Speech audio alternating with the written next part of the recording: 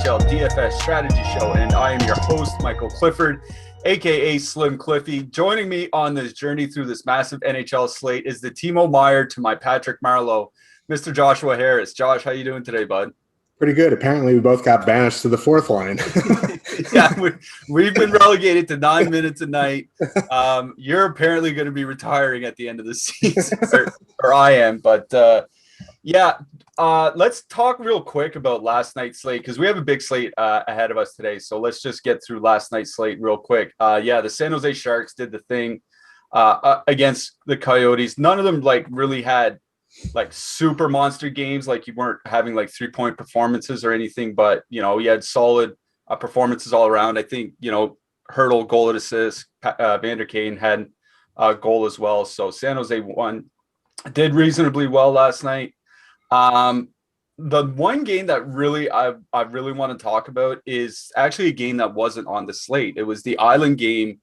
Before all the games, Vancouver and Ottawa played at 5:30 Eastern.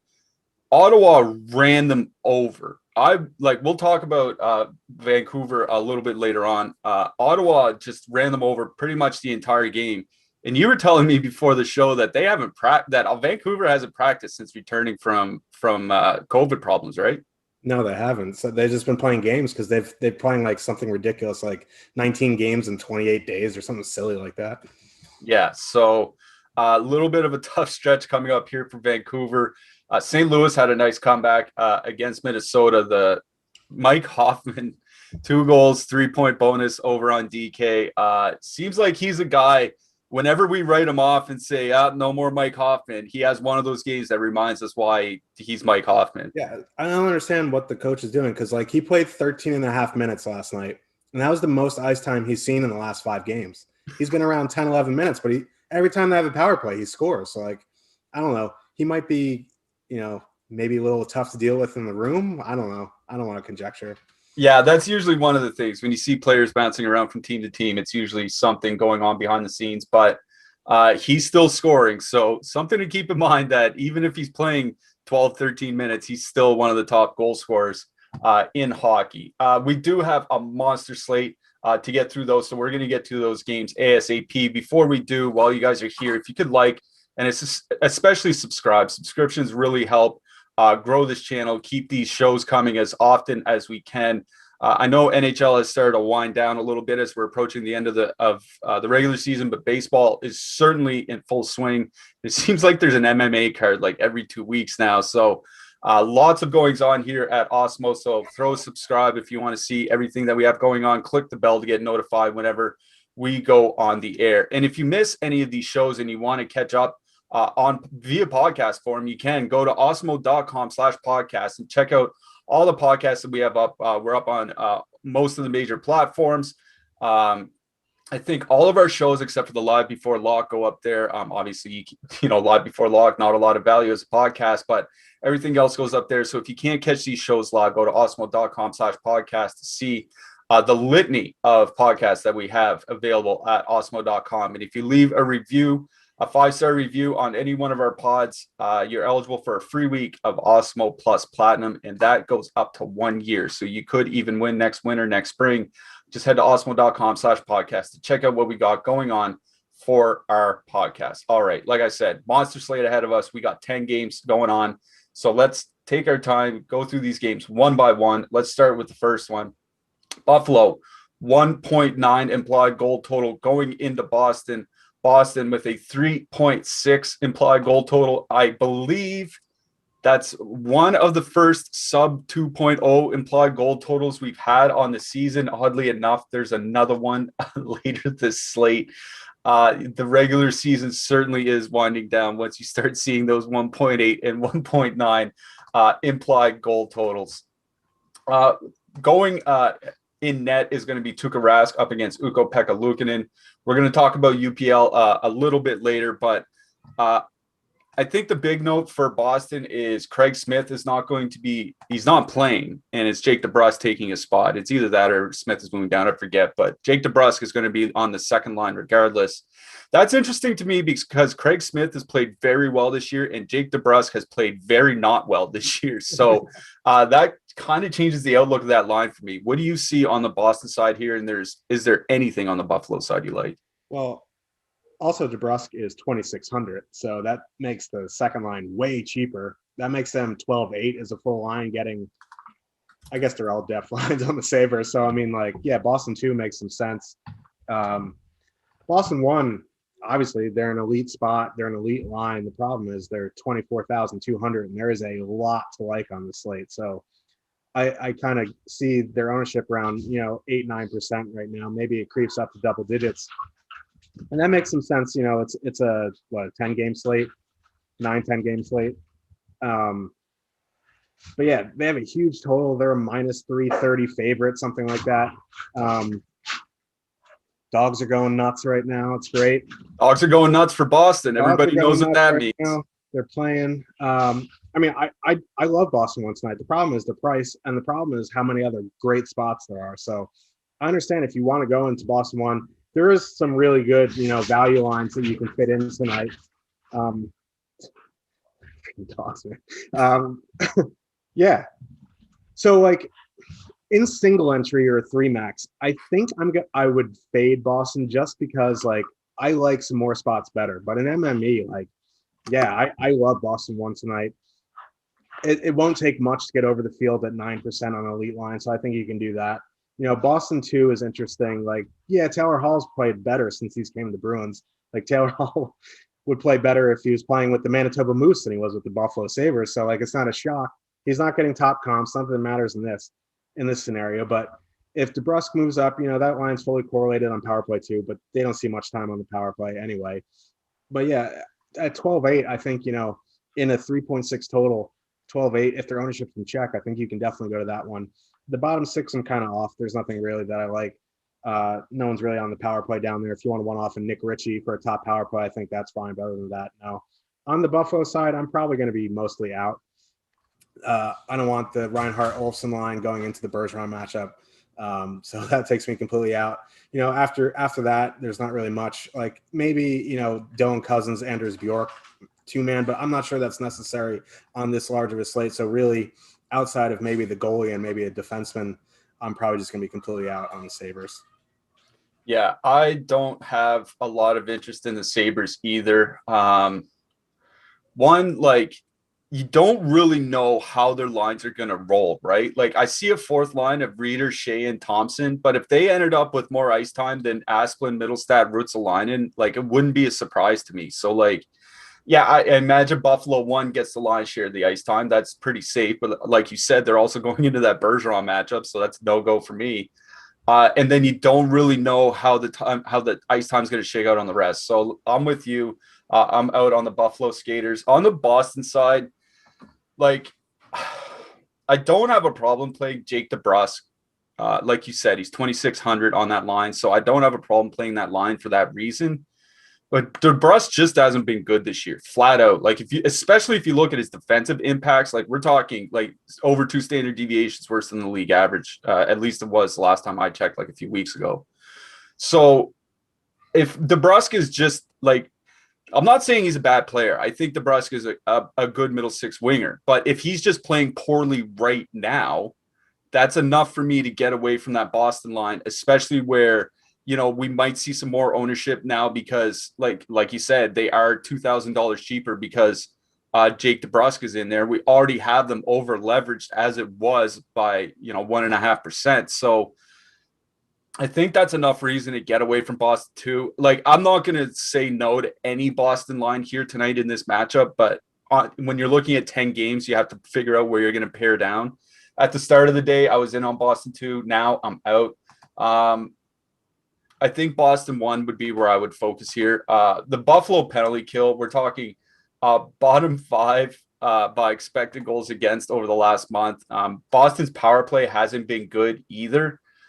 But I would trust Boston's power play to get good before I trust Buffalo's penalty kill to improve. So that's the kind of the way that I'm looking at it. I do like Boston 1 a lot here tonight. I don't think that should surprise anybody. But if you're asking me, would I rather play Boston 1 or Toronto 1 here tonight, I would probably still say Toronto 1. We'll talk about them later, but Boston 1's definitely up in that very upper tier mix for me.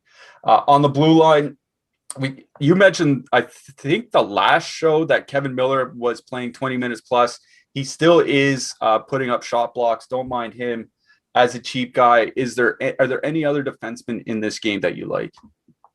Not really. I mean, like, if you want to punt Mike Riley, it's fine. I wish he was on the top power play over Grizzlick, but 3,600 is not bad for the minutes he's getting. On the Buffalo side, I'm probably not on anyone. Like, the Rasmais are over 4,000, so that takes me out on them. Maybe Henry Jokiharju at 2,900, but I think there's some better values around the same price. So I'm kind of off the defenseman in this game in general. Yeah, okay. So let's get to the main event then. Ukko-Pekka Luukkonen, are you playing him? I think you have to consider it just from the fact that, like, he's under 7,000. Boston has a huge total, so the shot volume is going to be there. If he gets the bonus and gives up 3 goals and loses, I still think he's not going to bury you. The problem is he can give up, if he gives up like 6 goals and gets yanked, that's the problem. But, like, if you think, he's going to give up 3 goals on 39 shots, I think you can play him. Yeah. When it comes to these cheap goalies, like, you have to know your own risk tolerance too, right? Like, if you can't look at a goalie and say, I'm very well prepared to take a -9 from him tonight and live with that, then don't play him would be my advice. Like, there's a very, very real chance he just gets absolutely shelled here tonight. So that's my one piece of advice when playing cheap goalies is know your own risk tolerance. If you know you can't stand to watch a goalie just get absolutely bombarded, maybe not the guy for you here tonight. All right, moving along. Philadelphia, 3.2 implied goal total. Going into New Jersey, the Devils have a 2.9 implied goal total. Looking in net, we have Alex Leon going for the Flyers. I think they said Carter Hart is done for the season now, so I imagine it's going to be Elliott or Leon for the rest of the year. Mac Blackwood projected, not confirmed to start, but I imagine it's going to be Mackenzie Blackwood in net for the Devils. I think the line matching here kind of matters, so I'm just going to briefly talk about what happened when these two teams met up a couple games ago. They sent out their first and third lines. Now, by those, I mean the Hischier line and the Michael McLeod line went out largely against Couturier, and then Hughes, Sharangovich, Kuokkanen largely against the second and third lines. So that's pretty important, I think, because we talked about on the last show about Couturier looking healthier and playing better and so on and so forth. And Philly dominated those matchups last game, but New Jersey too did look good in their matchups against the depth. So I do think there's some stuff to like here on both sides. What do you like in this game, Josh? Yeah, I mean, I like the Flyers top line for sure. They're not overly pricey for a top line. They're in the 17s, I think. They're fully correlated on the power play, which is more important because the Devils' penalty kill is absolute trash. They're not going to get the Hughes line for whatever reason, which has been their best defensive line the past few weeks. It is what it is. They're going to, the Flyers are going to enjoy that. So I think, you can definitely go to Couturier, Voracek, Giroux. I like it in MME. I like it in 1 to 3. It does concern me that their ownership is creeping up towards double digits on a 10-game slate. So that would give me some pause in 1 to 3. There's so many spots tonight that, maybe making lineups after the next ownership run or jotting down some lower owned stuff that you like to make. That's fine. But I do really like this Flyers top line, especially because how bad the Devils penalty kill has been. Now, with Couturier going up against Hischier and going up against McLeod, like, that kind of takes me off the Hischier line for the most part. The thing is, like, they're really cheap and they're fully correlated on the power play. Alex Leon, not a well-known goalie. I guess take that as a compliment. Like, I don't know. I stacked against him in his last game, so I think, the Flyers have had their documented issues defensively, so I think there is some definite, you can definitely go to that second line since they're fully core out on the power play. But my favorite line on the Devils is that top line, the Hughes Sharangovich line. They have been very good. The problem is they haven't been great at scoring, but they have been dominating the possession and the Corsi. So the scoring will come eventually. They're going to get the Hayes line, or even worse, like the Lawton line, and it is what it is. after you get past Couturier, the Flyers really fall off a cliff defensively. So I do really like that Hughes line. Yeah, I'm glad you mentioned the Hayes line because that's one line that kind of stood out to me. Because you mentioned the terrible Devils penalty kill. That Hayes line all correlated on the second power play unit. Unfortunately, they're just not that great. Like 50% expected goal share, that's fine. 1.4 expected goals for in 127 minutes together. Like that's just not like 2.1 expected goals per 60 minutes. That's just not great offensively. So like I wouldn't mind playing that Flyers line because they will be low owned. They're going to get a good special teams matchup. I just don't think it's a good 5-on-5 matchup. And the thing we talk about a lot here is not playing in bad 5-on-5 matchups. So I think that's what's kind of taking me away from Philly, from the Hayes line. So I agree with you on Philly 1. I do like them a lot here tonight. Actually, when I started researching the slate, I was actually on New Jersey, like you. I was on the Hughes line. I do like them here tonight, but when I look at our top stacks tool, I see both New Jersey lines kind of over-owned. Like I see New Jersey, the Hischier line, 4% top stack, 5% ownership share. That's fine. But the Hughes line, 3.2% top stack, 6% ownership share. That's double in negative leverage. So that's what's kind of keeping me away from New Jersey here. Like, I'm not going to say no, because even if New Jersey comes in at 6 or 7%, like, I think that's fine, especially where where they've been so good together. But I really want that Philly 1 line. Like we said, Sean Couturier has been coming around. They aren't expensive. When we look at our top stacks tool, Philly 1 is coming in very low owned. I can't even find them on our sheet. So obviously they're not coming in very high. So I really like Philly 1 in that matchup here tonight. I'm with you. So if I had to take just one line out of this game, I think it would be Philly 1. On the blue line, Travis Sanheim is a guy that's really of interest. I think he's generally played a lot of minutes late, and he's starting to get more power play time now that Shane Gostisbehere is injured. So Travis Sanheim for 3,700 interests me. Are there any defensemen that interest you? I mean, Ty Smith at 3,200 for the Devils. If you're going to, do any type of power play, makes some sense. If you need some really cheap punts like Connor Carrick's minutes have been up. He's produced a little bit. That's okay. Felipe Meyer scored in the last game. He had an assist in the game before that. He's still 2,600 if you need really deep punts. But other than that, I agree with you on Sanheim. If you are using the Philly top line, I think if you want to correlate with Provorov, it gets a little bit more expensive. So it gets, if you put in Provorov with the Flyers top line, you might be on a lower owned build. Yeah, I agree with that.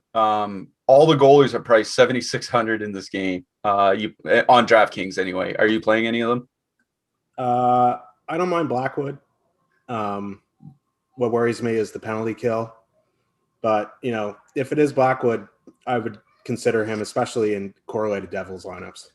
All right, fair enough. Okay, let's move it along. The Islanders, 2.6 implied goal total. I'm going to say they're going into New York, but they're in New York. They're going in to face the Rangers. The Rangers have a 2.9 implied goal total. Shesterkin confirmed for the Rangers. No confirmation yet for the Islanders, but I believe Sorokin went in their last game, so it's probably going to be Varlamov here tonight. I think the other note is Chris Kreider, game time decision for the Rangers. He could be out. That would greatly change the makeup of that third line. You're the resident Rangers fan. What do you like here? Okay, I just want to start with that third line. So if Kreider's out, if they move Blackwell down, which probably wouldn't happen, but it should happen,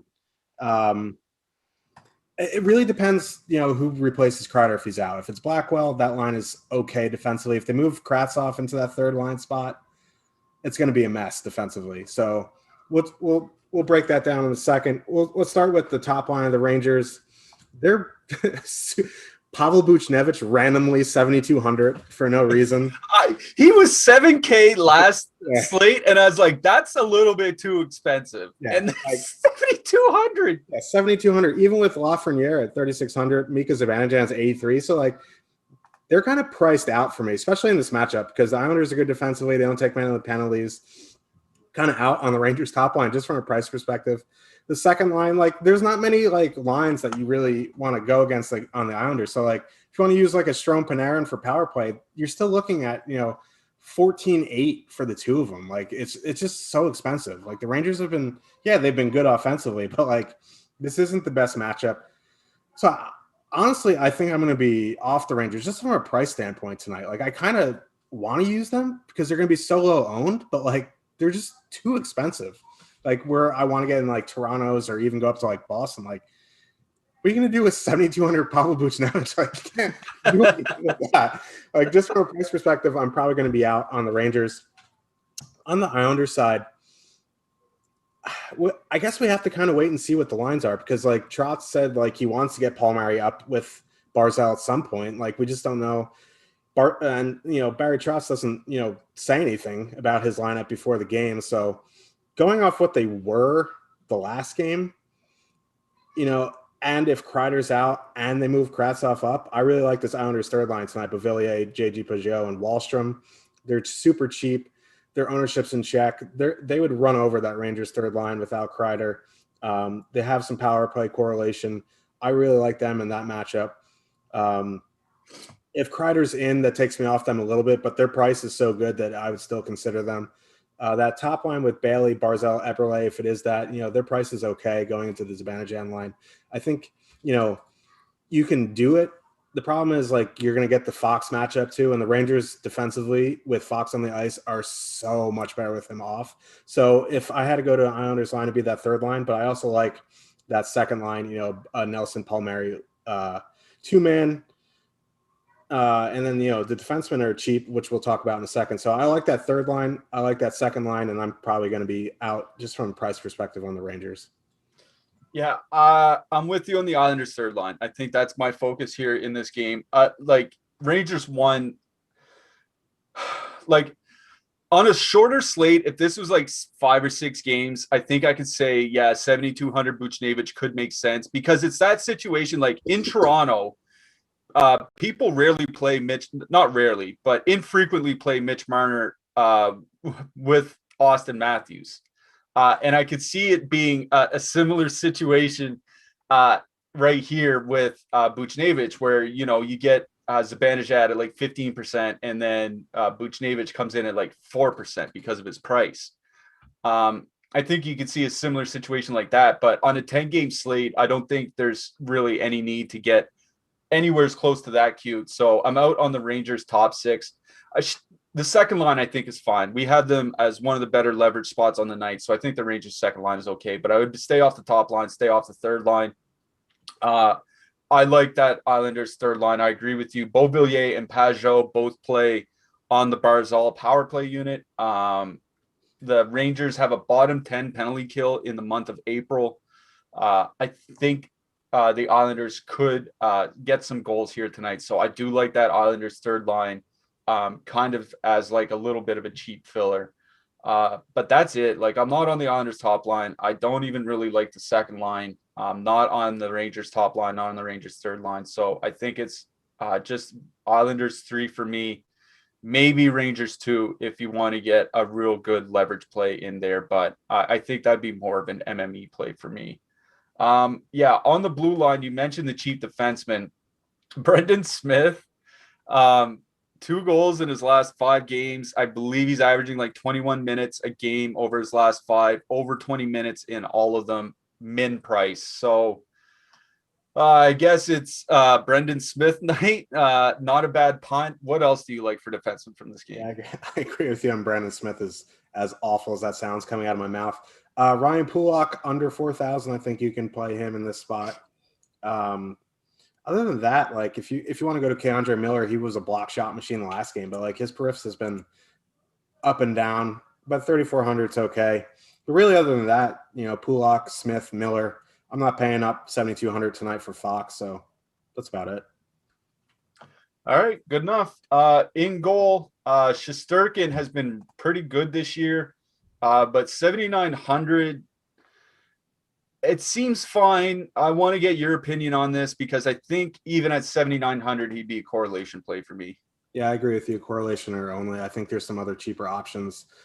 I don't know the Rangers win this game. And like if you want to pay up for a $7,900 goalie, you want them to be like heavy favorites. Yeah, I agree with you there. All right.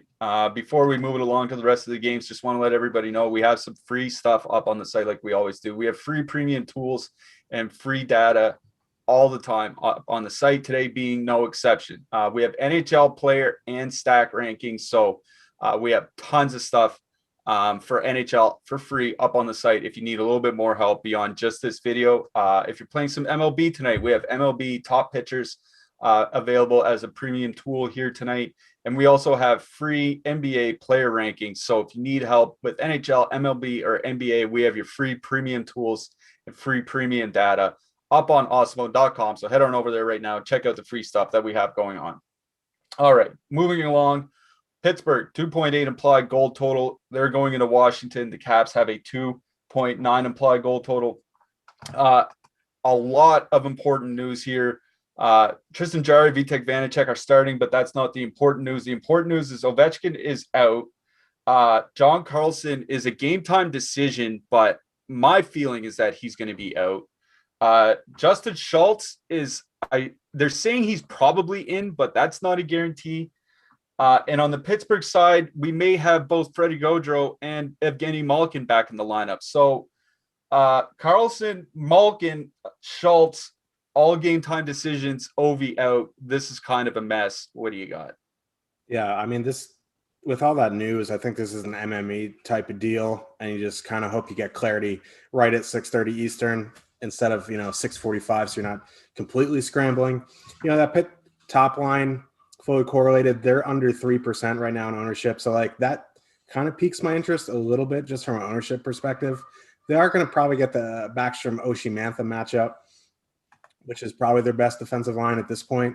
But with Carlson out, like, they're just so banged up. I think you could definitely take some chances on Pitt 1 tonight, especially at that ownership in MME. Like, that is something I would want to get over the field on. And, it won't take much to get over the field. Like, even if they bump up to like 4%, if I have like 8-9%, Pitt 1 in MME, double the field, like, I think that is really good. And then it's going to be interesting where Malkin slots in if he is in. We talked about it a little bit before the show.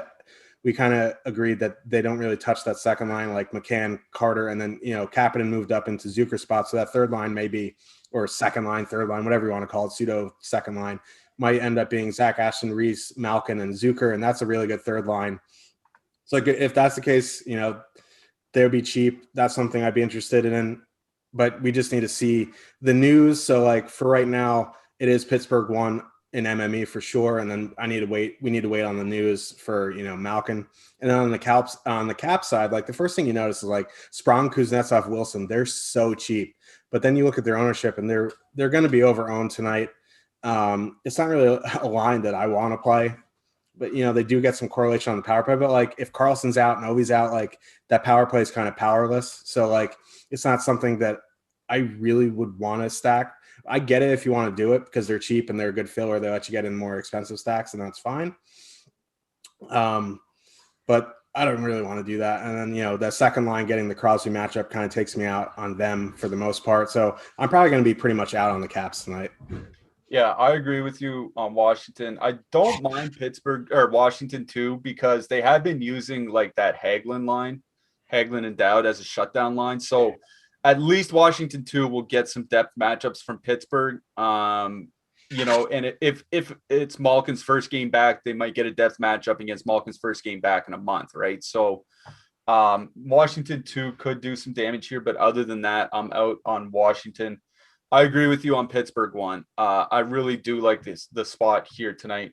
Their power play, even if Malkin's back, I don't know what they're going to do with their power play because it's been excellent since he's been injured and it sucked when he was healthy. So I'm not so convinced that they'll put him right back on the top power play unit. So I'm fine going right back to Pitt 1. You'll probably get perfect correlation. Like you said, great leverage spot by our top stacks tool. By our top stacks percentage, we have them as a top 3 line here tonight. And we don't even have them as a top 15 line by ownership. So they're one of the best leverage spots of the night. And I agree. And like I said, they've just had a really good power play with perfect correlation. So I'm in with you on Pittsburgh, out on Washington. On the blue line, obligatory Mike Matheson shout out. Price came down to 3,200. That's very reasonable for me. If John Carlson is out and Justin Schultz is in, Schultz would probably get power play 1 minutes. But like you said, what are power play 1 minutes without Ovechkin in the lineup? So what are your thoughts on defensemen here? Yeah, really, it's like Mike Matheson. Dmitry Orlov's kind of in that spot, like 3,700. It's a little too pricey for me, but if you want to put him in, he's going to get a ton of minutes, especially if Carlson's out. I think it's okay. But other than that, like, or if you're using Letang for correlation purposes, but other than that, like, I'm kind of out on defensemen. Yep, I agree with that. I'm out on both goalies in this game too. Both priced 7,800 on DK. No interest for me. Me either. All right, good enough. We'll move it along. We have Detroit with another sub-2 implied goal total. They're coming in with a 1.9 implied goal total. Going into Carolina, the Hurricanes have a 3.6 implied goal total. I think this is a game where I haven't seen a ton of news. I know James Reimer is expected to start for the Canes. No idea who's going to start for the Red Wings. Probably going to be Greiss, because Greiss had a pretty good outing his last time out, if I'm not mistaken. So shut out and lost in the shootout. But yeah, that's what it was against Columbus. Yeah. Imagine it's going to be Greiss, but we still don't know. Now, I know it's a 1.9 implied goal total, but I feel I would be remiss if I didn't mention that in this situation a week ago, we said we had no interest in the Detroit Red Wings, and then Jacob Vrana went out and had a 4-goal game. So maybe there should be interest in the Detroit Red Wings. I don't know. You tell us. Yeah, so Adam Ernie's out. Not that that's huge news. He's in the protocols. I don't know. Maybe Joe Velena moves up. I don't know what happens there. So I'm just going to say this. I'm out on the Red Wings, except for I might have, a little bit of Vrana one-offs here and there. His minutes were up to 19 last game. If you're going to give a player like Vrana 19, 20 minutes, I don't care who he's playing for. I do want some exposure to that. So other than that, I'm out on the Red Wings. You move to Carolina side. We got Svechnikov, Aho, Teravainen together. That's going to be a very popular line, and for good reason. Like their price is what, 16 and change. You can fit them in with Flyers one almost comfortably. So like they're going to be very popular tonight. We have their ownership around 16% right now, which is really high. But you're going to have to make a decision. Like if you're going to use them, you got to be a little bit different elsewhere. This is one of the best spots of the night, right? So like I completely get it. Teravainen's price is 4,000. Aho, Svechnikov, power play 1. They're only 12-2 for the two of them. I really like the Carolina top line. I think, if you're going to use them, you just got to be aware of what you're doing with them. Moving down to Carolina 2, if Cedric Paquette's there, that kind of sucks, but it is what it is. I wouldn't mind, a Trocheck Netchus 2-man. I know it doesn't correlate perfectly on the power play, but, as you go down the Detroit lineup, it doesn't get any better. And then the same thing holds for, the third line. If Stahl and Niederreiter are together, like that's the best iteration of Stahl, with Niederreiter there, and Fogle there is super cheap. Doesn't, correlate good on the power play, but like that line's super cheap. They're 11-5 as a full line. They're going to get or they might actually get the Vrana line. Actually, that's who they'll get. But like, it doesn't matter. Like the matchups in this game don't matter. So like if you want to get lower ownership in a really high total game, I don't mind the second or third lines. If you also want a power play stack, I think that's a good way to get different. That does get a little bit pricey, but it's nothing, if you want to use, one thing we always talked about is like, if you're power play stacking and you use 2 centers, that's a way to get different. You can use all 3 centers for the Carolina Hurricanes tonight on a 10-game slate. That's going to put you on a completely unique build. And I don't think that's going to, completely destroy you because they're all on the top power play. Yeah. I'm glad you mentioned the ownership on Carolina one, because we do have them as our highest owned line.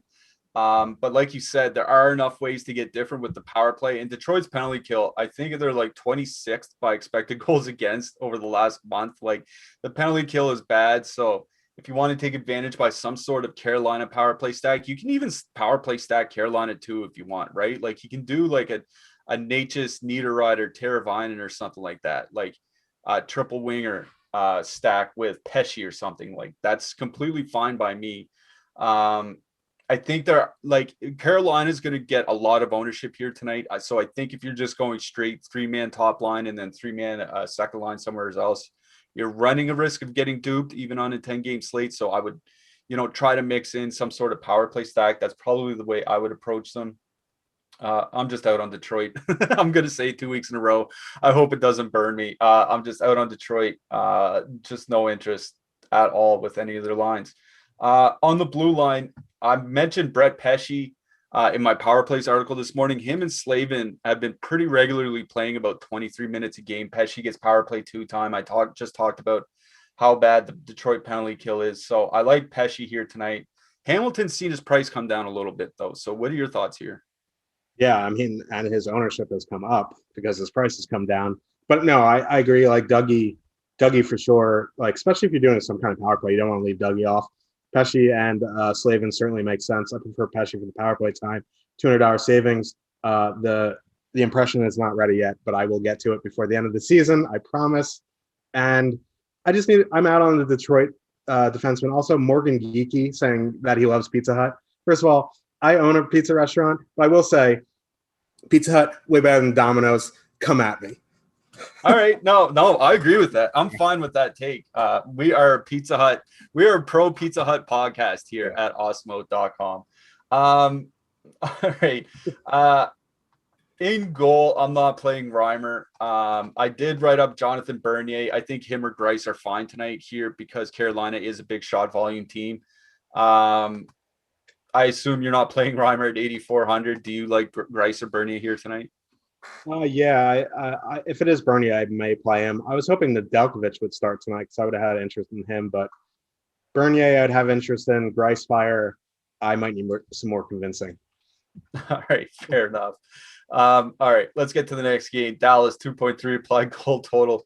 Going into Tampa Bay, the Bolts have a 3.1 implied goal total. Joel Kiviranta is a game time decision. Add him to the list because this is an exact quote. Mike Heika is beat writer for the Dallas Stars. Well, not for the Dallas Stars, but he writes about the Dallas Stars. His quote from the coach was, "Many game time decisions." There you go. What do you like? Yeah. This is a low total for Dallas, and, they're on the road. Hintz is a game time decision. He's always a game time decision. Kiviranta could be back. Like, I hate to say it because I really like the Stars top line, but like I think I'm going to be out on the Stars tonight. It's just a big slate. They do lock at 7, so 7 p.m. Eastern. So we may get the news, and I may change my opinions on it, knowing that these guys are in or out, whatever. Especially because like the Tampa line matching, they've been going like 1v1, 2v2, 3v3. So like if Hintz is in, like that top line's not in the worst spot, but that second line would be in a good spot going up against Killorn, Cirelli, Johnson. So like I want to see them being in. So like if Kiviranta's in and Hintz is in, it depends where Kiviranta is, right? Because I don't think they're going to mess with the Fasca line. So they may put him in Dickinson's spot. They may put him on the 4th line. If Kiviranta's in on the second line, I think, and Hintz is in, they don't mess with Dickinson. There's a whole bunch of moving parts, but if it's Ben Gurionov, Kiviranta, or Ben Gurionov, Dickinson, I like that second line going against the Killorn, Cirelli, Johnson line. So that's really where I'm at for Dallas. I need to see the news. News may alter my theories here. But, on the Tampa Bay side, like Tampa 1 has been playing better recently, and their ownership's kind of in check. So, like, I don't mind Tampa 1 tonight. But other than that, like Alex Barry-Boulette, he's at 3,400 on the top power play. So I think he's definitely cash viable. In GPPs, like Tampa 1, I get it. Like if they're going to be under 5%, I think I'd have some interest. But other than that, like I don't really have much interest in this game at all. Yeah, like the only thing that's keeping my interest in this game is that it's a 7 Eastern start. So at the least, we'll have the entire slate to pick from when those game time decisions are announced. But like I wrote up Dallas 2 in my power plays article because like you mentioned, they probably get a good matchup tonight against the Tyler Johnson line. but it feels like the whole team is a game time decision. So like, I don't feel like firing up my lineups with the Dallas 2 in right now, knowing that there could be changes to come. But I will say, I still like the matchup for Dallas 2, assuming all the regulars are in, assuming Hintz is in and the regular second line is together, et cetera, et cetera. I do like Dallas second line here tonight. They put up really good numbers in their time together. I wrote them up in the Power Plays article this morning. I wrote them up I wrote up Dennis Gurianov as well specifically. I just really like what they do together offensively, and they, like you said, they should get a decent matchup.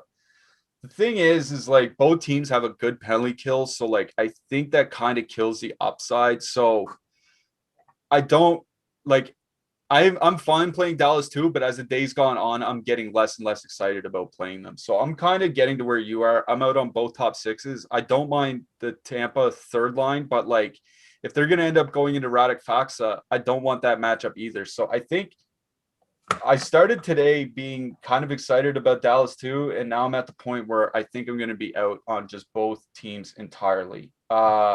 Tampa Bay's been running a 5-man defense basically on the blue line with 5 guys getting over 20 minutes. Dallas, Heiskanen, and Klingberg, that question usually presents itself every slate. What do you like for defensemen here? Yeah, I mean, like you said, Tampa has a good PK. So, like, I don't know if I want to play Klingberg tonight. I'd probably go to Mira Heiskanen if I had to go someone on the Stars, or even Esa Lindell. And, Jamie Alexiak might be a guy at 3,300 that I definitely get behind. On the Tampa Bay side, I like Chernak at 3,500. It'll be interesting to see if Savard comes back in for Cal Foot. I don't know. He was out with an injury, so who knows? So it's probably, Chernak for me. All right, fair enough. In goal, not playing Vasilevsky 8,200. Do you have Ottinger 7,200? Even like, I guess the extra 200 for the win might be worth it, but is the shot volume going to be there? Yeah, that's the problem. And like Tampa, sometimes they don't have anything really to play for. So like you see them have like lulls and they have like 19 shots on goal randomly. So like it does concern me that like Ottinger gives up 2 goals on 19 shots and just a waste. Yeah, I agree with you. I'm not playing Ottinger either. Today's show is sponsored by Jock Market. If you haven't heard, Jock Market has turned fantasy sports into a stock exchange. Forget waiting until the end of the game to make money. Jock Market allows you to buy and sell shares of players in real time for real money with guaranteed payouts for all shares at the end of each night. With daily markets for NBA, MLB, NHL, and PGA, you can make real money every hour, every minute, every second of any game or match. Just use the pregame IPO to pick up shares of your favorite players, then buy, sell, or hold them during the game based on your own analysis. Download the app to get started and use our exclusive Awesemo promo code Awesemo NHL20 for a $20 bonus on your first deposit. This is an exclusive offer only for the Awesemo community, so make sure you take advantage of it today. That's Awesemo NHL20 for a $20 bonus at our show sponsor, Jock Market. Jock Market, thank you very much. All right, 4 games to get to, 12 minutes to get through them. The first one is Vancouver with a 2.4 implied goal total going into Toronto. The Leafs have a 3.7 implied goal total. I just want to set the table for you a little bit. Both teams are playing a back-to-back, but this is 5 and 8 for Vancouver, including cross-country travel over the weekend. They played 6 games since returning from their COVID, whatever. And then their 6 games since returning, they have a 36.5% expected goal share, and they just got throttled in back-to-back games against the Ottawa Senators. Vancouver's response is to bring Cole Lind into the lineup. Cole Lind is a highly thought-of rookie for them, but fantasy-wise, I would keep your expectations in check. He's more of a distributor than a shooter. So think of like Martin Necas last year is kind of what you might expect from Cole Lind. So if that's about the player that I expect him to be at best for the balance of the season. Probably a lot of interest in Toronto here for you, Josh, right? Yeah. Well, I'll just make this quick. I'm out on the Vancouver Canucks, like completely out. Like I have no interest in their lines tonight. Maybe, there's some defensemen I like, but as their top 6, their top 9, no interest. Leafs top line for sure. Second line, I like as well. I think you can power play stack. I think you can mix and match power play stacking. I like Matthews Marner might be my favorite two-man on the night. Like, there's what do you have to say about Matthews? He's super expensive. He's going to be super high owned. He's going to score yada, yada, yada. You still play him. Like, he may have like 9 goals tonight. So like, I really like Matthews Marner. I really like Tavares Nylander. I think if you go double center, you do like a Matthews Tavares Nylander, Matthews Tavares Marner, something like that. It's really expensive, but the Leafs are gonna be really high owned. You need to find a path to get a little bit less popular.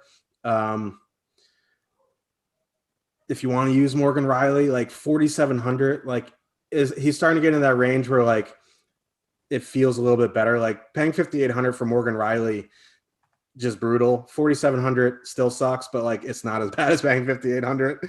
So like I think you can do it. Like, so I love the Leafs tonight. I think you mix and match the power plays, the top 6, and maybe even include Riley at his price. See, you say Morgan Riley, all I hear is Toronto Josh Morrissey. That's all I hear. Ooh. I hear more expensive Oliver Ekman-Larsson.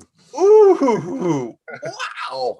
Nobody is safe here on the Awesemo NHL DFS Strategy Show. I wrote up Toronto too in my Power Plays article this morning. That's where I would focus. It was, just for ownership's sake. Not that the ownership for Toronto 1 is a real problem. I just, it's just that Matthews is going to come in at like 30% like he always does. Marner always comes in a lot lower than him. So I think a way to get a little bit different is just a flat out stack even strength, right? Because like I've seen a lot of times where Matthews comes in 25, 30%, Marner's like 8, 10% or something like that. Because it is a lot, it's almost 18K to play the two of them. So it is a lot to play just 2 players. But I think that is a decent way to get different. But I have Toronto 2 written up. They've been really, really good over the last month. John Tavares' individual expected goals rate has climbed by like a third over the last month. Like he's really starting to play well. So I do like Toronto 2. And you can mix in Morgan Riley with them. He gets, those top power play minutes with them. Don't mind that.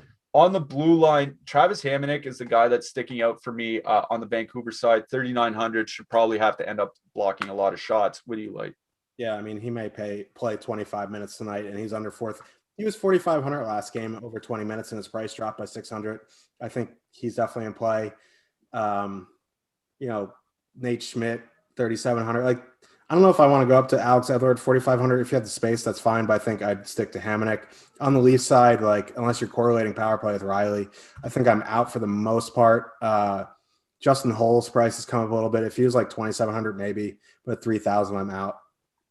All right.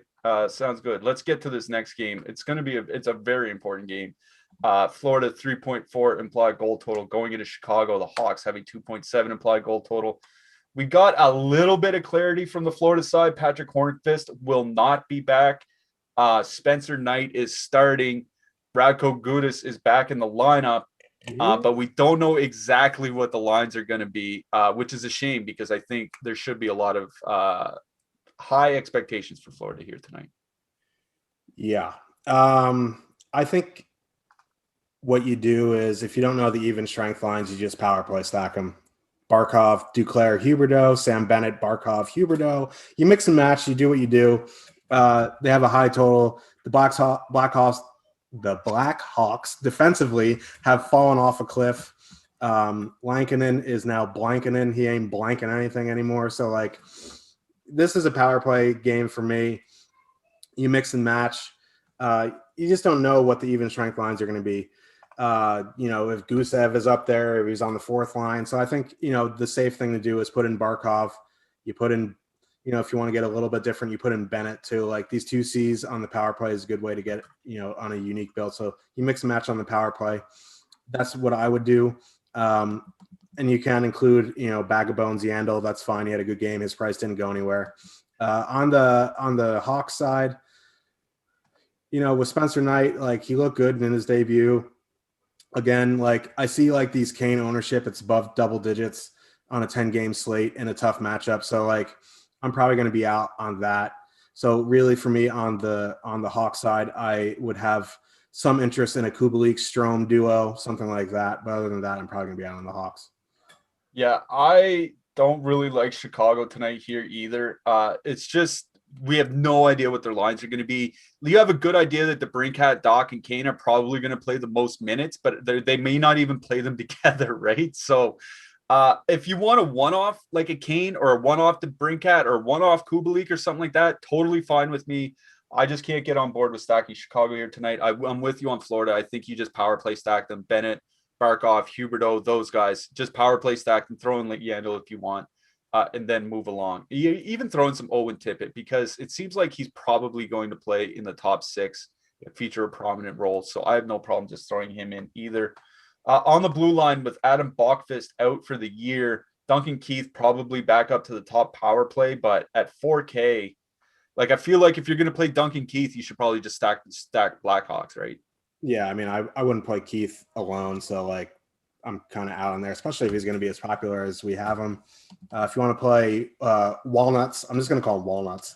That's fine, 3,400. And on the, I like Mackenzie Weegar. I like Brandon Montour as one-offs if you're not using Yandel for power play. All right, good enough. We love celebrating subscriber success here at Awesemo. So if you bank some bigger contests, send your screenshot to our Awesemo HOF account. That's Awesemo HOF on Twitter, or to any of our Awesemo social accounts, or just me or Josh or Jake or whomever, showing your bank with the Awesemo avatar on your DFS profile. We will be sure to shout you out. And if it's a top 3 in a contest with over 5,000 entries, you can win a free month of Awesemo Plus Platinum. Just hit awesemo.com/announcement/avatar to get the full details. All right, we've got a few minutes left for our last couple games.